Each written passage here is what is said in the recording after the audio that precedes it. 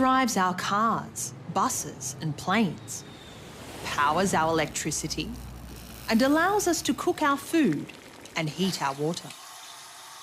Most of today's energy needs are met by fossil fuels like coal, oil and gas.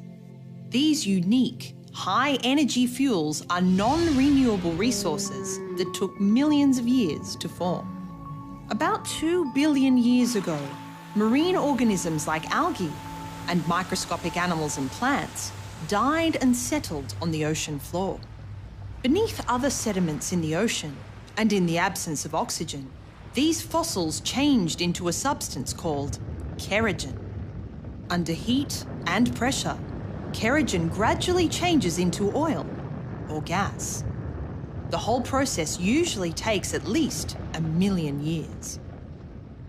At the molecular level, oil and gas are hydrocarbons made up of hydrogen and carbon atoms. The constant pressure and movement of the Earth's crust squeezes oil and gas through the pores or spaces within rocks.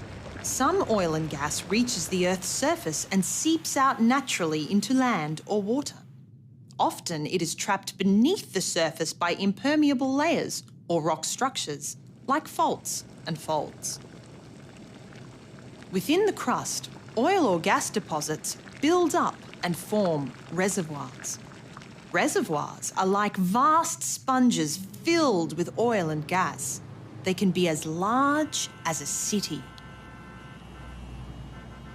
To find oil and gas deposits, geologists use a number of different survey techniques, including seismic surveys, gravitational surveys, and geological mapping.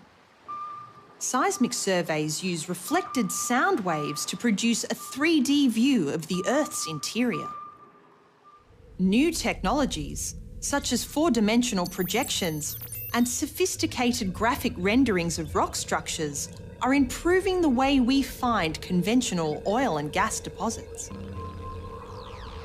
Energy resources that are currently difficult or expensive to extract are called unconventional oil and gas. In a world with limited energy resources, people are looking at more efficient ways of tapping into unconventional oil and gas, or at alternative and renewable sources of energy from biofuels or the sun.